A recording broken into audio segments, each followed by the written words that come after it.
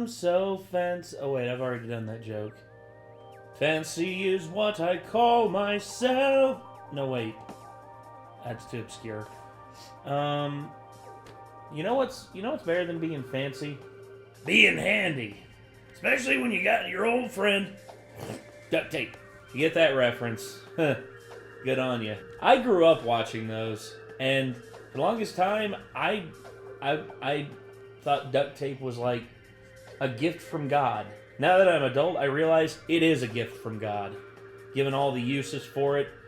I duct taped back together this old bag that I thought was just gone. It was just like no chance in hell of it ever being used again. Guess what? It's been like 7 years since I did that to that bag. I still use it to this day. I put all like my spare cables and stuff in it whenever I go to wrestling shows and all that, and I call it my bag o' prayers. But yeah, being fancy. I ain't much for being fancy. I mean, after all, look at me. I'm one of the most unfancy human beings you'll ever see. I value practicality over fanciness. Internet historian is back once again with fancy oddities. He said he was going to be doing a lot of these because he started out just posting them between the different channels, this and incognito mode. And I'm wondering what he's going to be covering in this. I mean, if he's talking oddities, it's probably just like stuff that people put value on for no reason other than the fact that it exists. Fancy oddities. What you got for us? Uh-oh. Nordman. I sense the return of the Nordman. Brought to you by NordVPN.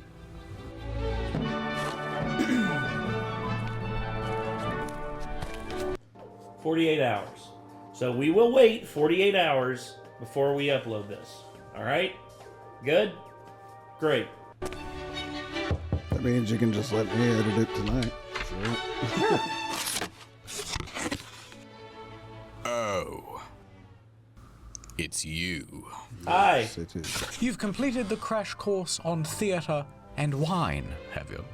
Feeling smug, are we? Deserving of love, perhaps? Worthy of eye contact? That's No. cute. But there's still a lot more work to be done. Look here. These shoes are made from real Italian leather. This bag Do I care? is made from No. the leather of real Italians. Leathery Italians. Not impressed? How about this fur coat? It's made from the wolf of Wall Street. I did not know Leonardo DiCaprio had that much hair on his body.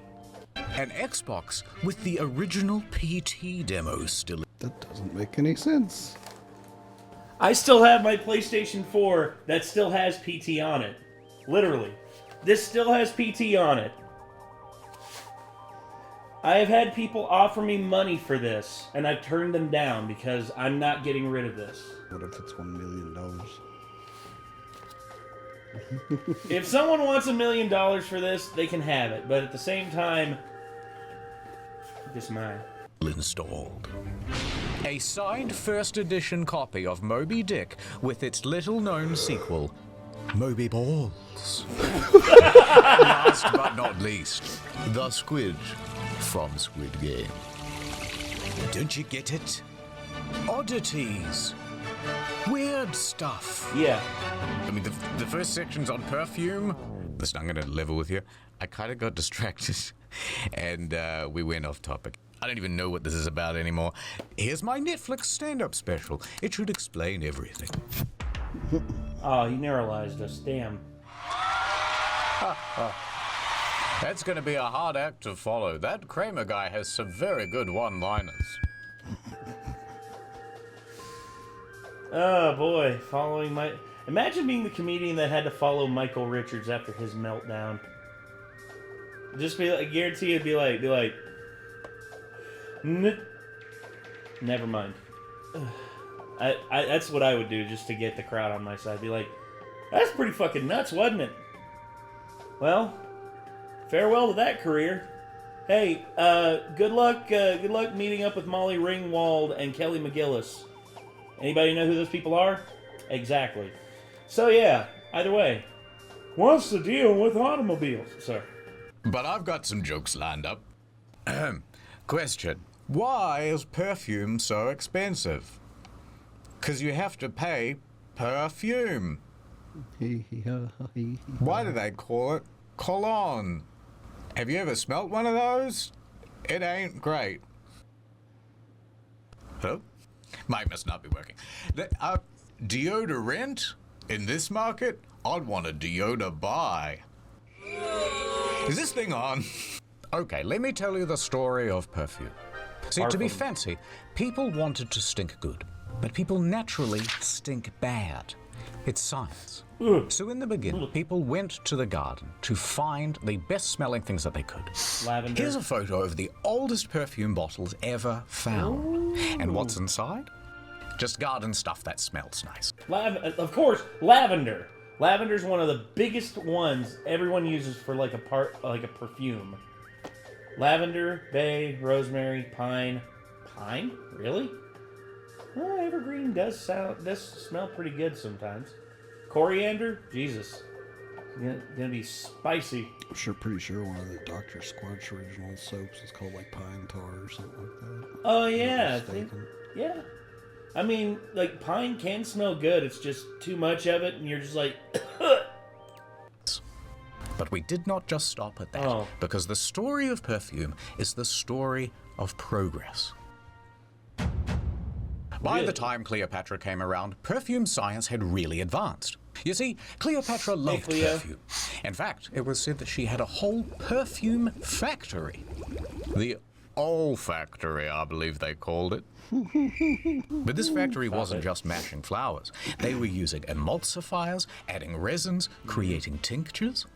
Cleopatra's very own Chanel No. 1 contained cardamom, cinnamon, olive oil, and myrrh. So we've gone from garden to pantry. Wow, a Nico Cotto avocado reference. What is this, 2021? She loved spritzing the stuff everywhere, supposedly even spraying it all over the sails of her ship. That way people could smell her from miles off as she sailed the Nile. By the early Middle Ages, we had figured out the formula for perfume. Effectively, there are three main components: water, alcohol, and the most important bit, the aromatic oils. And by the way, perfume and cologne are actually the same thing, but in different ratios of these ingredients. Yeah. By the 1600s, they were trying all sorts of different things. Some things went well. Dude, pine. Pine. What about orange? I call it new car smell. But once global trade opened up, our tastes became more exotic. Out of the pantry and into the petting zoo. For you see, it turns out that animals have been hoarding all of the most bestest perfume smells. Ambergris. If you do not know what ambergris is, it's literally whale's vomit. Whale's vomit. Yes. In the olden days, a bunch of manly men would brave very rough seas in order to pull aboard sperm whales. Now, they would cut open the digestive tract and pluck out a secretion of bile called ambergris, or in English, grey amber. Sometimes they would harvest the rest of the whale, but eventually ambergris became so valuable that it was simply more economical to dump the carcass back in the ocean and collect the next batch. Like when you kill a racehorse for its prize-winning jizz and then just leave it there on the tracks. Excuse me? Yeah.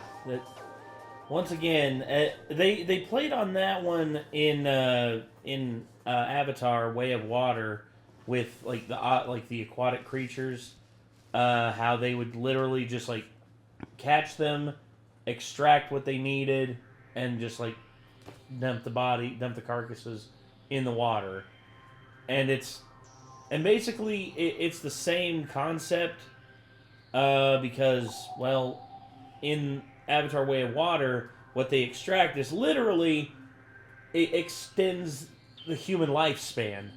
Like, you live for like an X amount more years because of it. Whereas this, it's literally just like, you smell better. That's it. Alright, quick science lesson, eggheads. Ambergris comes from the gross part of the whale. Yes. And when the whale eats something quite sharp, Let's say human bones. The ambergris forms around them and protects the lining of the gut.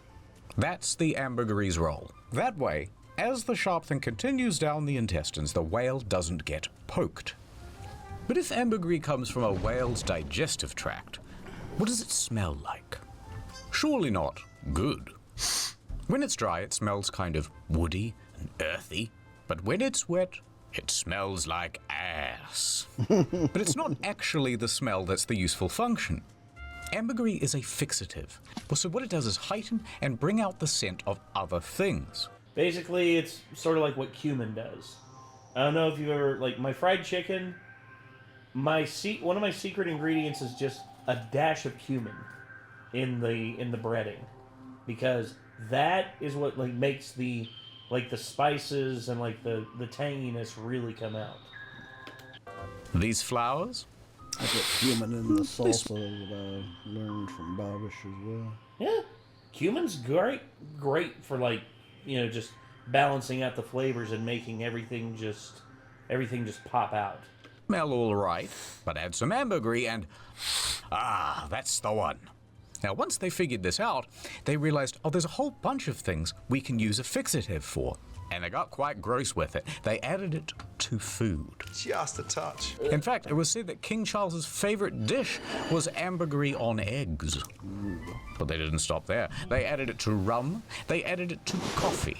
They added it to cigarettes and smoked it. And they used it as an aphrodisiac. Now, some people will say that the whale is a mammal. But that's not strictly true. It is, in fact, a fish. Just look at the tail.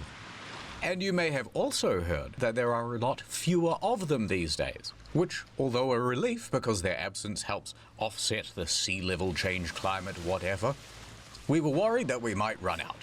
So we said no more hunting whales for ambergris. But did that stop the perfumers? No.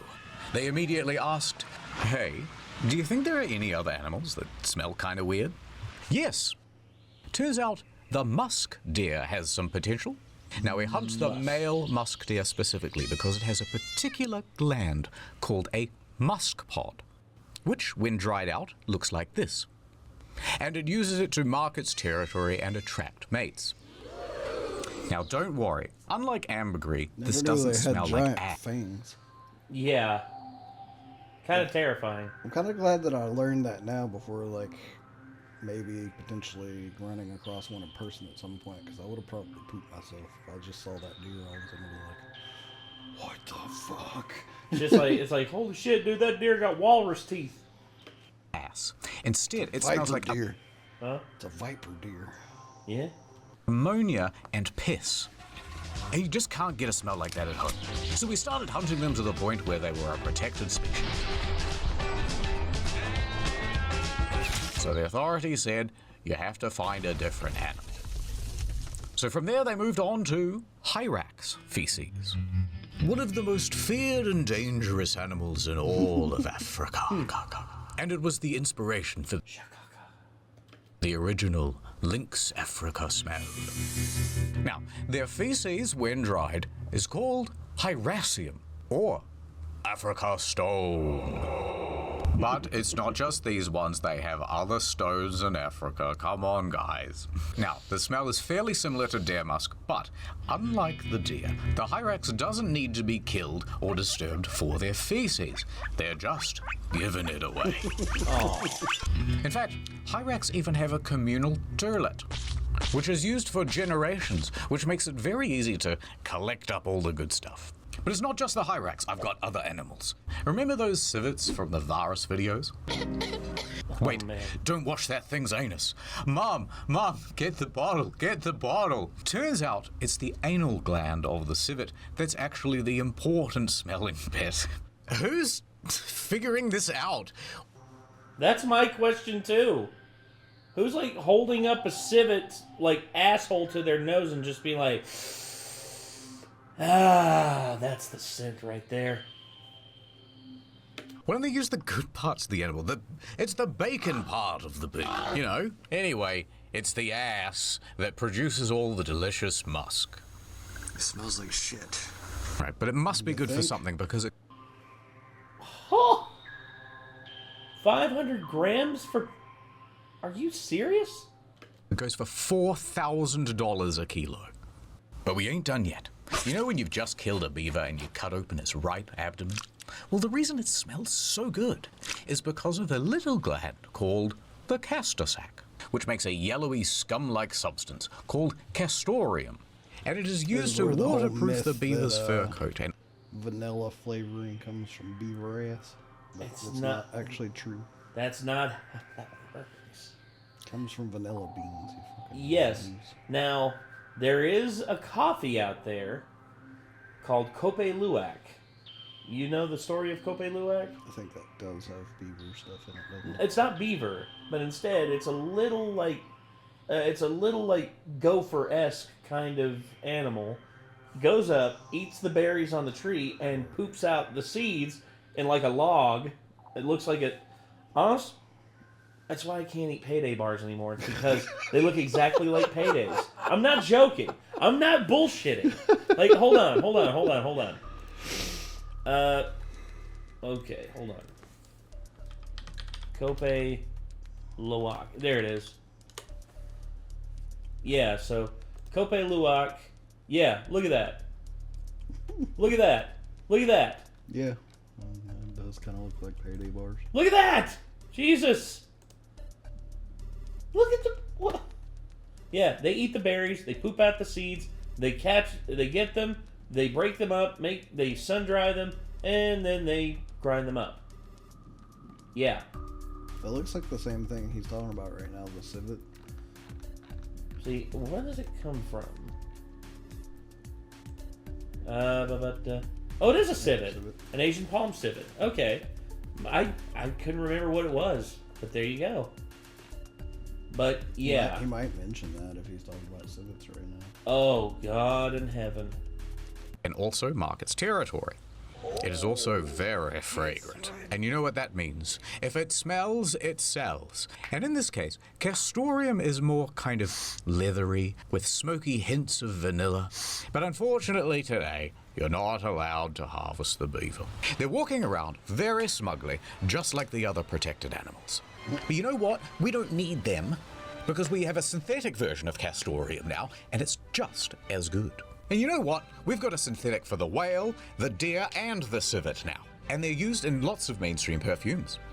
Modern day, we've got a synthetic version of practically everything. And even better, the advancement of synthetics has opened up a huge range of smells that were never possible to distill or capture. Damn. Imagine someone like bumping into that wall and every single one of those bottles just... I think everyone in the building would go into shock. Yes. From like a sensory overload. I was gonna say it'd be like that what's that one from Anchorman, like the Panther one. I can't remember what it's called, and it's just like it's like 60% of the time it works every time. Wasn't that just called Night Panther? I think so. I don't remember. 60% of the time it works every time. That doesn't make sense. Before. And the result is some very silly perfumes. You know that bacon bit of the pig? We got that now. Windex smelling, pretty much anything you can think of, really. Someone has created a fragrance of it. In some instances, we're even beating nature herself. For example, you know those roses that you get at the florist? And then people go, ah, these smell beautiful. But actually, those roses are not bred to smell good. They're so specialized for good looks, longevity, and disease resistance that they've practically altogether lost their smell. So often what the florist will do is add an additional scent to the flower post-picking. I did not know that. They're cheating.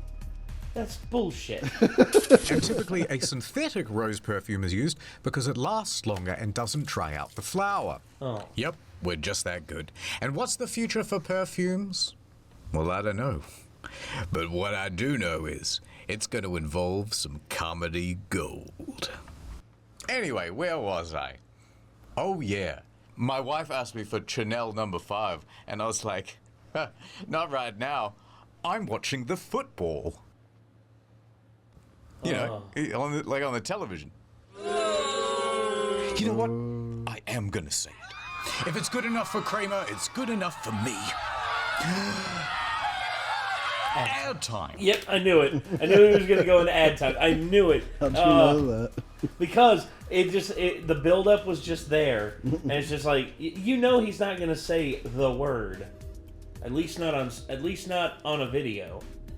This Christmas, she works in the You know big what? city. I'm gonna say it.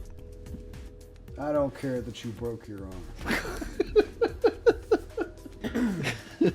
Busy professional. My career, this and that. But she's going home for Christmas. Small towns are the worst. I'm a big city career gal. Oh my god, are you okay? I am now. And she's about to learn the meaning of Nordmas. The most VPN-ist time God. of year with a 30-day money-back guarantee if you go to nordvpn.com/internethistorian. Soon I will have installed Makes me wonder if he had this public ad Wi-Fi like in his mind back at Christmas time. Probably. And he meant to release it on like an earlier one, but he just didn't get to, so he's like, screw it, I'm doing it anyway. Yeah. Who cares if it's April? You know, this is just like the setup for this is just like all those Hallmark movies that's got like stars from like 10, 20 years ago in it, trying to like relive that. And it's always a romantic comedy. It always ends with them winding up together, and it always winds up with them learning something about like the gift of giving or some bullshit like that. My mom always watches them for some reason. I'm like, wow, how do you stand to watch My this mom crap? used to, but then I pointed out, hey mom. My mom's just usually like, there's just nothing else on TV. And I'm like, there's got to be something that's better than I'm like, this. Mom, you have Netflix, you have Hulu, you have Disney Plus, you have Amazon Prime. You can literally watch anything else. Please, watch something else. all of Nordville, and once they use it, their private data will be exposed. Governor Craven's got this town by the baubles, Jesus. and I can't Jesus believe Christ, that his big arms. city company you work for works with him. Come on, we have to put up the Nordmas lights for the big Nordmas festival. What? Let's go ice skating. What? He's so cute, but I'm a city girl. Girl, you sound like you're in love. I thought I knew what Nordmas meant, but it means nothing without you. It's like the end of March. It's always Nordmas time of year with Nord's huge discount on a 2-year plan. Use the URL. never mind, he acknowledged. NordVPN.com/18 for a 30-day money-back guarantee. It's the best VPN in town. Now I love small town, and I'm in love with Nordman, but I can't leave behind big city Korea. True love and a really good VPN don't come around too much. You gotta take a chance. Who are you and why are you telling me this? It's just like, oh, I thought you were my granddaughter. Never mind. Boss, I don't care about making partner at the firm anymore. I've found my new home. Big public Wi-Fi is spreading across the city. Nordmas will be ruined. Ho, ho, ho. Need a hand? How are we gonna stop him, Nordman? With this Nord-themed brick.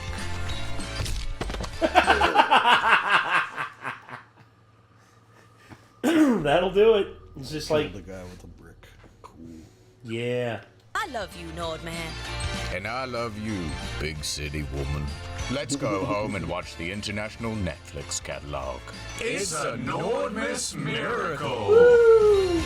Go to nordvpn.com/internethistorian to get a huge deal on a 2-year Oh, plan. yeah, I've still plus never 4 got a bonus VPN to actually Nordmas let me months. watch anything on Netflix. I'm not supposed to be able to watch. I don't know how you're actually supposed to do that, but it doesn't work for me. I'll see if I can hook you up with Express. I know that we just watched the NordVPN ad, and if Nord was paying me to say anything good about NordVPN, from what I understand, Nord's really good. But I've been using Express now for the last few years, and it has not disappointed me. It's disappointed me because it disconnects all the damn time while we're trying to watch stuff. Well, that's the internet's fault, not its fault. Ad's over. You know, that ad makes me think about the time I nearly had a wife.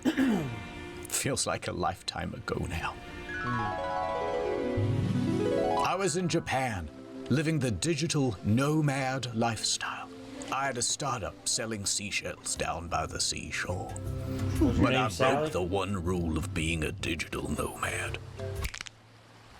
I got mad. Digitally. And that's when I saw her. It was love at first Oh, sight. Jesus Christ. I remember her laugh. Her touch. Every morning, breakfast in bed. Hell But yeah. the truth was, Good I had breakfast. no money. We couldn't live on love alone. So I left. I sought out to make my fortune. I tried so many things. I actually think this sucks. I'm out. And I bet you're wondering how I finally struck it rich. Well, truth is, I'm the guy who invented the Joe Rogan podcast. That doesn't make any sense. Meanwhile, Joe Rogan watches this high on weed and he's like, Whoa. the fuck what now? He made the podcast? The fuck what now, bro? I don't remember. Did he make the podcast? What's his name? That he always tells him to pull it up. He's like, Oh, Jamie. yeah, Jamie, pull that up real quick. Internet historian. Who made the Joe Rogan podcast, Jamie? It's like, Joe Rogan made the Joe Rogan podcast. Who's this Joe Rogan guy, Jamie? that's you, Joe. It's like Joe Rogan. Well, originally it was Joe Rogan and Brian Redband. But then Redband left and went off to do his own thing. And Joe found Jamie, and the rest is history. Once I became a gajillionaire, I went back to that beach to try and find her. But instead, I hit her with my boat. We never Jesus. found her body. But she had a secret. One she took to her grave that I was sworn not to tell. She's not around, so... Dude, she was a mermaid! Come on, champ, we're going to Japan. And here's where it all begins. In the year 2022. It's a Tuesday, probably. And local folklore researcher Hiroshi Kinoshita is looking up some fantastical animals in the National Yokai You know what that was? That was the D&D player handbook. That was the Monster Manual. Oh, yeah. Dictionary. It's like the bestiary from Witcher, right? And he comes across a photo negative of a mermaid mummy. Oh my god, he says in Japanese. Upon seeing the mermaid, he knows that he must track it down. He must form a team. Researchers, assemble. So he gets together the best damn crew that he can from the University of Science and Arts at the Okayama Prefecture. And he plans to track down the mermaid mummy, wherever it has escaped to. Now, it doesn't take him long to figure out that it's being held at the Inuin Temple in Asakuchi. Picture of You know Lovecraft chilling on the board. Yeah, it was like Lovecraft, and then of course you had little, new Ariel from the Little Mermaid up there. It's like, what? the one. So he struts up to the sacred building. And there at the back of the temple is a fireproof safe. And inside of that is an old wooden box. And inside the old wooden box Guess this was the mermaid. explains the mermaid mummy that I found in Ghostwire Tokyo. Maybe so. Because it was in like a little wooden box inside of a little temple like that. And I was just like, the fuck? And here you go. We found it! We found a real one! But where did it come from? Well, alongside the mermaid was a note that dated back from 1903, and it said, a dried human fish, aka Ningyo, was caught almost 300 years ago over in the seas of Tosa.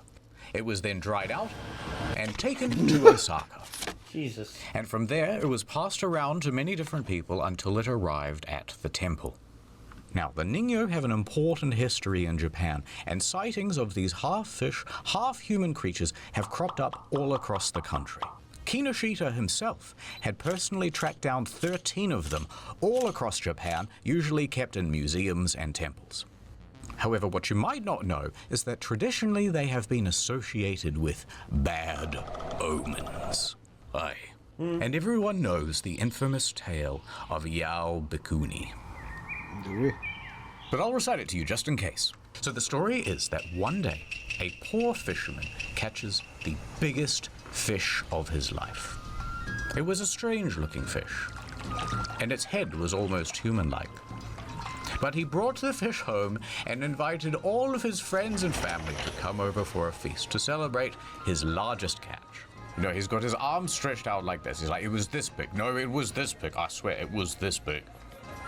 During dinner, one of the guests sneaks into the kitchen to see just how big it was. This big? I can't believe it. And he discovers that it is actually a niño. Oh no, he says in perfect Japanese. Now he quickly warns the other guests, don't eat it. And he warns them just in time. Teishi. They've got their fork like right up to their mouth. Teishi eating that. Fork? Teishi, don't do it. They throw all their food away. Let's just have some rice and drink the night away. Okay, so they do. And they have a lovely evening. However, one very dishonorable guest decided to sneak a bit of the meat out of the trash and put it in his pocket. He then goes home drunk and falls asleep. He didn't eat it. But when he woke up the next morning, he checks his pockets and... no! The delicious fish piece is gone. Turns out, in the night, his daughter had been rummaging around in his pockets looking for treasure, and she found the meat from his pocket. And she was such a greedy guts that she decided to eat it then and there. The father was terrified for his daughter. But she didn't seem to be sick. Do you feel weird at all? And he's shaking her. He decided not to tell her anything. Maybe it'll all be okay. However, from that day forward, the daughter never aged. That's right. She remained a young adult forever. She eventually went on to marry, but as her husband got older, she stayed the same age. Eventually her father got old and died, and soon enough did... Just like that, huh? It's just like, bro, dude on the radio, like, bro, can you believe that 2016 was 4 years ago? 2016 was 8 years ago. Eventually her father got old and died, and soon Pretty much. Yeah. enough did her husband too. Everyone she ever knew was getting older and dying, but she remained the same age. She was immortal. Eventually, at age 120, she decided to shave her head and become a Japanese nun. She traveled the country, planting trees as she went, and she did this for 800 years. Wow. But eventually, she grew tired. You know what? I'm tired of living. She entered a cave in her hometown of Obama, and she was determined to never come out again. She begged and prayed for the curse to end, but it never did. She sat in that cave for so long that she turned to stone. And today, at the Kuinji Temple in Obama, remains the cave that Yao Bakuni entered. People have been into that cave to check whether she's still in there, but nothing was found. However, a stone statue of her resides at the entrance. And colloquially, it is called the Barack Obama. So we're back with Hiroshi. I cannot believe that. If that's actually true... That's not true. Okay, why does Barack Obama have Dwayne "The Rock" Johnson's face? Because that's Dwayne Barack Obama. Oh my god, stop it. It looks like it's not true, but anyway. He asked the Inman temple if he could borrow the Nino. Look, let me do a little CT scan on it, right? And they agreed. Hiroshi hands the Nino to a team of scientists, and they get to work. They do their tests. Beep, beep, boop. Control plus scan on the keyboard, and here are the results. It's stage 4 cancer. I'm so sorry. No, but really, turns out the Nino dates back to the 1800s. The note that said it was from the 1700s was wrong. Its body is made from cloth and cotton, wrapped in pufferfish skin. The tail was made from a croaker. I don't know what that is. Can we show that on the screen? With the mouth of a different fish and the hair of a mammal. And they can see that there's a metal nail in its back. Oh my god, it's invented tools. The forensic analysis and the construction materials in its back did cast some doubt over its authenticity. But you gotta believe in something, damn it. As promised, the Nino was returned to the N.U.N. Temple, where it still lives today. But where, oh where, did my mermaid go? It's her! You're back! You know what, I kind of missed you.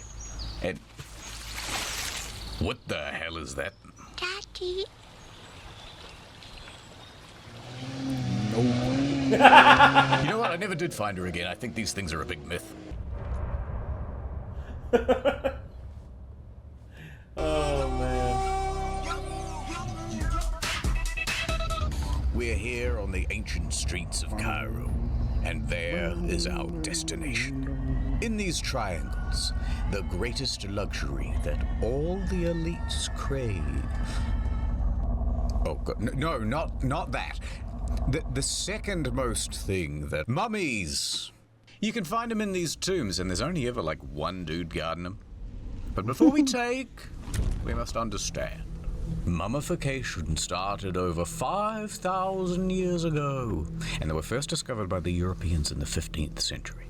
But the legend goes the locals knew about them even earlier than that. It's an elaborate process, but essentially you're drying the person out, turning them into a human salami. Alright, so when the Europeans found all these mummies, what do you think they did? Well, put it in a museum, right? Wrong. They used these mothers for everything, and everybody wanted them. What do you mean they used them for everything? Well, fancy people would take whole mummies and show them off to their friends at fancy dinners. To really show off the owner's wealth, they would sometimes unwrap them too. They were used as paint. They call this mummy brown, by the way. They were used as fertilizer. Oh man, talk about supercharging your soil. They were even consumed. Don't mind if I do. No, not like this. Fuck? By grinding them up into powder and taking them like a herbal supplement. Mummy dust. I was gonna say, it reminds me of the time Keith Richards, when he was high off his ass on cocaine one time, he literally snorted the ashes of his dad. He literally was just like, he just sat there, saw the dust, he was like, "This is for you, Dad." Ugh.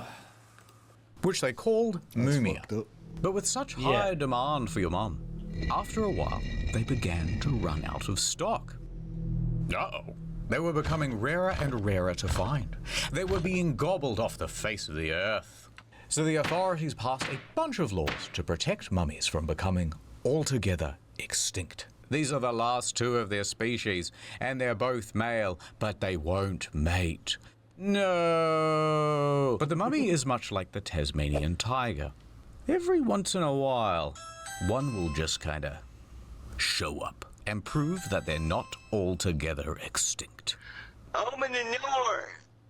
The year 2013. The location, Diefels in northwest Germany.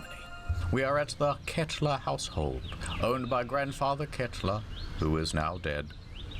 But he had a son, Lutz Kettler, and Lutz Kettler also had a son, Alexander Kettler, and they are both there at the house. After a rainy day, there was a leak in the roof. So 10-year-old Kettler gets up into the attic to explore. You know, have a bit of a look around. There's a whole bunch of stuff in there. Jesus Christ, Old what the antiques, photographs, and, some old roof tiles. Those will be useful. So he goes over to the roof tiles and, behind them is something strange. A box. A mystery box. Now, the kid is smart and he's seen Jumanji, so he knows not to touch the box and instead go tell his dad. Now, the dad drags the box into the center of the room. And he opens it. And inside, Good way to get a mummy's curse. a smaller box. But it's very curious because it is covered in hieroglyphs. So Lutz crosses his fingers, hoping nothing supernatural will happen. And he opens the inner box. Inside is a mummy. Dio. Oh my god. But there's more. There's also two smaller boxes. One contained a death mask, and the other a canopic jar. All right, so he Death might have a mask. dead this body is in there. literally JoJo's. Yes. So naturally, he calls the authorities. The police show up and ask some questions. Lutz then explains a little bit of backstory. He remembers that in the 1950s, his father went to Derna in Libya. There, he acquired a chest and had it shipped back home. He remembers a conversation about it, but Grandfather Kettler insisted that it was a replica. Das ist ein Replika, son. Not a real mummified person. Now, at this point, the police did not think it was a real body, but it was worth getting it scanned just in case. So he loaded it up in his station wagon, and off he went to the Berlin Archaeological Institute. Now, they agreed to do a scan, and so they're fiddling with buttons and dials and stuff, and it's fake, right? It's fake? Well, here's where things get a little more dramatic. Results: inconclusive. There is a fully formed skeleton here. Now, that is unusual for a fake. Often a fake will just be shaped like a person, then filled with sticks and cloth and rubbish. However, it got even stranger. They found that all of the bones were wrapped in some sort of metal plating or foil. Next, they looked at the skull, and that's where things were the most odd. It was very realistic. No, it's a friggin' arrowhead. Oh. Dude. Its teeth had roots. Its form was more intricate than the typical fake. It also had a laurel, but even more notably, there was an arrowhead lodged in the eye socket. Now that is very unusual for a fake. Hold on, I got more evidence to do. So they're doing more tests and stuff. All right, we've carbon tested the linen wraps. What's the verdict? Well, those are from the 1900s. Now the plot is thickening. We have a supposed fake mummy, but with a very realistic skull, perhaps murdered by an arrow to the head and bandages that date to the modern day. That presents a new problem, because it's not unheard of for people to do a murder in the modern day and then cover things up by disguising the body as an ancient artifact. Whoa. For example, in the year 2000, there was a man who claimed he found the mummy of an ancient Persian princess, the daughter of Xerxes. However, when they examined the body, they found it was, in fact, a potential murder victim from 1996 who died from bludgeoning. Jesus. All right, so the police now actually have to get involved, and it's about to get even more complicated. So they confiscate the body and they do their own tests, and the results this time say, nope, this thing is 2,000 years old. It's not fake at all. It's ancient. What? So eventually the experts all get together and go, okay, this is dumb. Let's take it to Eppendorf University and have it properly tested, and not just tested, crack the thing open like a delicious Kinder Surprise. So this new set of experts gets to work, and when they open up the mummy... Alright, remember how we said that the bones were covered in a special type of foil or metal plating? Well, it turns out the scientists didn't quite get that right. Instead, the bones were sprayed with a metallic chemical that prevented X-rays from going through. The bones were made from plastic. Or at least, the body was. Turns out, the skull is real. Yes, a real skull, and not from an ancient mummy, but from a 20th century man. However, it was not a murder. This skull is from a cadaver, and it was medically prepared for educational purposes.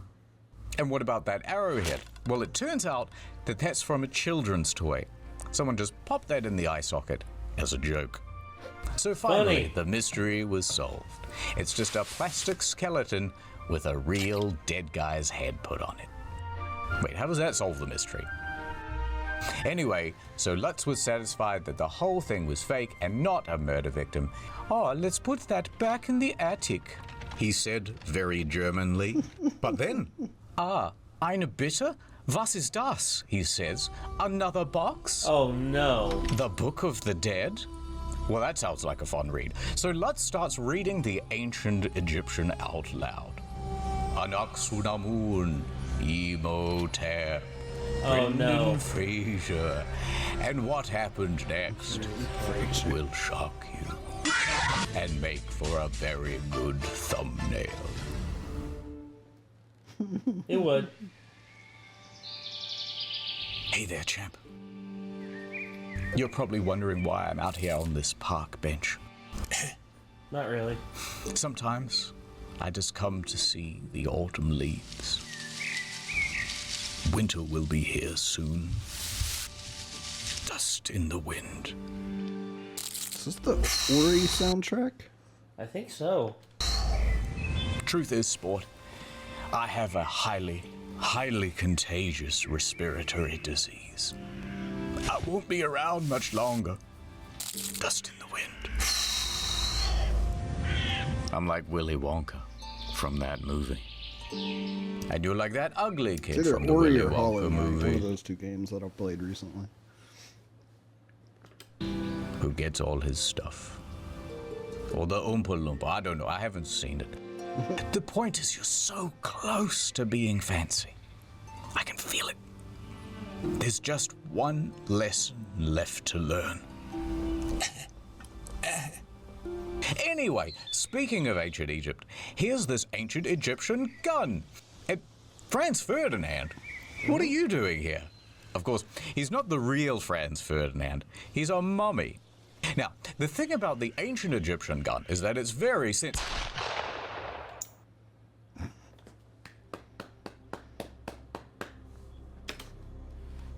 Oh man, I shot Marvin in the face. Why the fuck did you do that? Your congratulations for being somewhat fancy, cake. Aww. Killed his cake. Come on, Mr. Ferdinand. We've got to clean this up before the Park Services Commission hears about this, and they make another complaint. Right, we're almost done with the series, and then it's back to the usual content. So in case you missed it, there's also Drinking on Incognito, a new story mode out next week. And if you like fancy, that's great. But if you don't like fancy, don't worry, it's not forever. Ooh, goodbye. Ooh. Don't forget NordVPN, nordvpn.com/internetastory. Huge deal on a 2-year plan, you'll love it. Well, there we go. So yeah, some oddities. Definitely some big oddities. Yeah. I would say, Fake mummies and real fake mummies. Yeah. It's like you can't. It's like nothing is real. Nothing makes sense. It's just like Everything is permitted. oh god. But all right. Anywho, this was a good video from Internet Historian, and I know that it's gonna be a few days before we're able to release this, but hey. We hope that you all will be there whenever we do release this, and I guess we'll see y'all then. But for right now, we're just gonna end it here. So until next time, everyone. Signing off. I'm Nate. I am Nick. Y'all be good people. Take care. Peace.